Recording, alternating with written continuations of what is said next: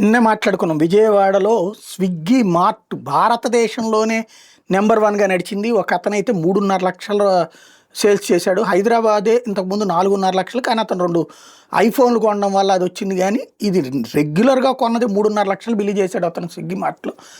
టోటల్గా చూస్తే అసలు స్విగ్గీ ఇప్పుడు దేశంలోనే మా ఆన్లైన్ మార్కెటింగ్ ఆకర్షించేటటువంటి నగరం కిందన విజయవాడను కూడా యాడ్ చేసుకుంది. ఇదేంటి ఇట్లా మారిపోయింది విజయవాడ? ఈవెన్ టమోటాలు, ఉల్లిపాయలు, కోడిగుడ్లు కూడా స్విగ్గీ మార్ట్లో కొంటున్నారు అన్నటువంటి మాట్లాడుకున్నాం. అయితే ఇది మనం వీడియో చేసిన తర్వాత కొంతమంది మిత్రులు పెట్టుకొచ్చారు, విజయవాడకి సంబంధించినటువంటి మిత్రులు.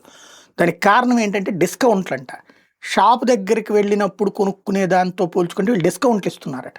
డిస్కౌంట్లు ఉన్న రోజున ఇక్కడ కొంటున్నారట, డిస్కౌంట్ లేని రోజున బయట కొంటున్నారట. ఏదేదో 100 రూపాయలు డిస్కౌంట్ అని ఇస్తారట.